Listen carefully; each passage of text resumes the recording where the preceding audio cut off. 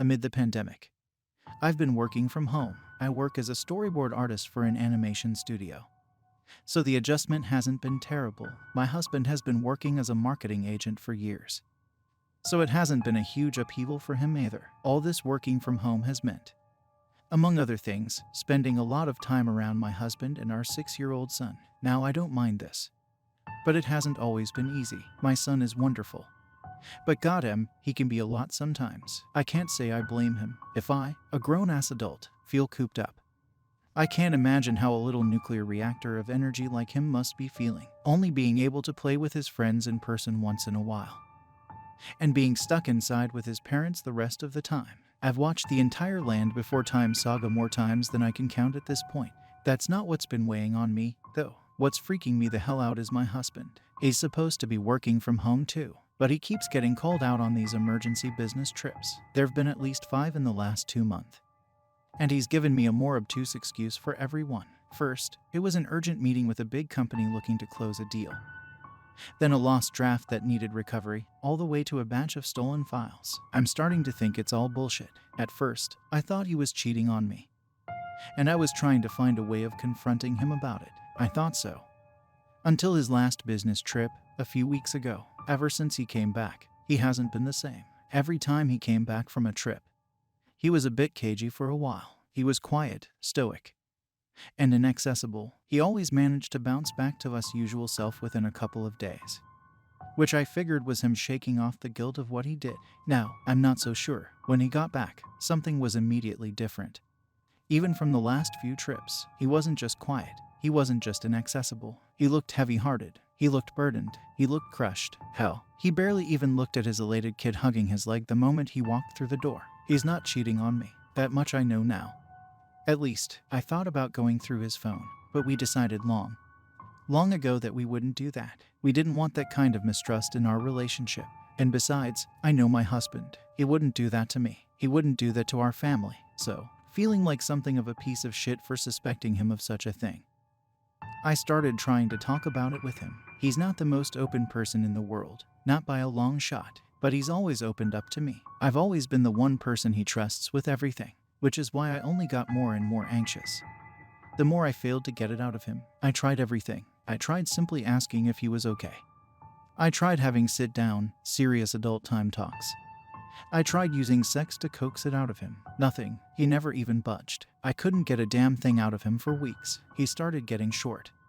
Not only with me, but with our son, too. He's never been so short-tempered with him before. He hasn't hit him yet, but I can tell he will before long. He snapped, badly, at the both of us recently. I couldn't even tell exactly why, but he just seemed triggered by something. He's like a raw nerve. I needed answers. I sent him on a grocery run the next day, with the intent of sneaking into his office. He always keeps it locked, but I was pretty sure I knew where he hid the key. I started writing this because I wanted to make sure to have some kind of record, some way of knowing what's going on outside of my own head. I was right. The key was hidden on top of the kitchen cabinet, the one I can't normally reach. I was able to get into his office, and now I have no fucking idea what to do. It was a mess of papers, documents, folders, all kinds of things. The window was boarded up, and the only light was a dim desk lamp. I sifted through as many of the memos, documents, and emails open on his computer that I could before I heard his car in the driveway. He doesn't work for a marketing company.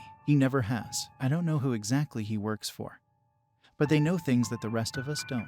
I wanted to take pictures, but I think he might be going through my phone. I wrote down what I could in a hurry, so I'm sorry if some of it doesn't make sense. I can't even verbalize the sheer amount of papers and docs I waded through just to get the information I did. From what I could glean, most of them were incident reports of some kind, or otherwise a record of some event.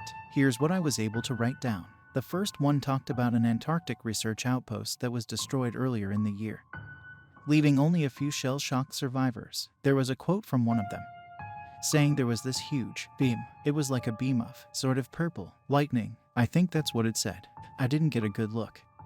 It was so goddamn bright. Another survivor said that she saw a massive thing crawl up from the ice. They asked her to make a guess at its size, and the best she could come up with was about 300 meters tall, with a rocky skin texture. They asked if the survivors thought that it was the source of the light. None of them were sure. The report said that the thing, whatever it was, disappeared into the water, and they haven't been able to track it down since. The report also said that the area was extremely radioactive, and that the survivors would likely die of radiation poisoning before long. There was another report saying that a cruise ship was capsized on its way to Alaska. It said that the ship was crushed in a pattern that seemed like it was gripped by something. The points of structural failure and the parts under the most pressure were all around the ship, without one point of damage to which the sinking could have been attributed. One of the survivors said that he saw something wrapping around the boat. These people, whoever it is investigating this, seem to think that something living capsized the ship, because they estimate its body length to be around 900 meters. They found a trail of inky dark, seaweed-like substance leaving the shipwreck. They said that the material was highly corrosive, seemed to break up and spread through the water, and that they're currently trying to follow the trail it left. I don't know who these people are. I think they might be government, but I couldn't find anything definitive other than a stamp that said FBCI at the bottom of every document. Whoever they are, they seem to be clued into what's going on. Whoever they are, my husband is working for them. Anyway, I was able to write a bit more down, but it gets more and more scattered as I go. I was starting to panic. A football player from Texas was found dead in his apartment, his body completely drained of blood, and with some kind of fungus growing out of his skin. One talked about a series of disappearances in a small town in Washington. 11 people went missing, with only disembodied limbs and entrails found scattered across the town.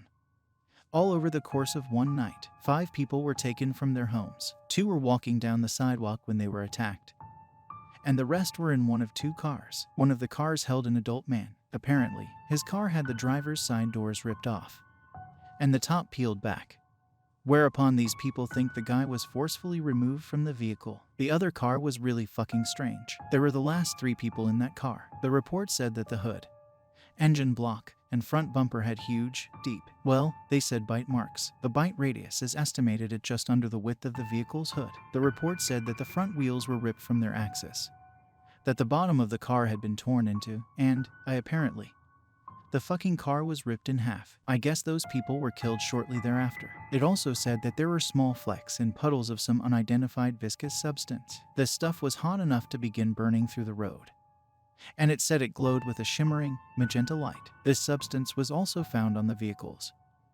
and some of the human remains left behind. Another report of a group of campers going missing in the mountains, with humanoid footprints, 3 meters in length, leaving the decimated campsite, with many of the tall trees snapped in half. A report that detailed a squad of Air Force fighter jets that went down over Nevada. Most were destroyed in the air and fell to the ground, but one of them just disappeared, seemingly plucked out of the sky. There was an oddly short report that was talking about troublesome seismic readings from deep in the Earth's crust. It was at this point that I heard my husband's car in the driveway, and I scrambled to put everything back, approximating what I saw when I first entered as closely as I could. Just before I left, though, I glanced at one last document. I was barely able to see any of it, but I saw something talking about international discussions between intelligence agencies. I guess these things are happening everywhere. The document kept referring to the incidents as emergencies. That was a few days ago. I'm pretty sure he knows that I went through his office. I keep catching him shooting daggers,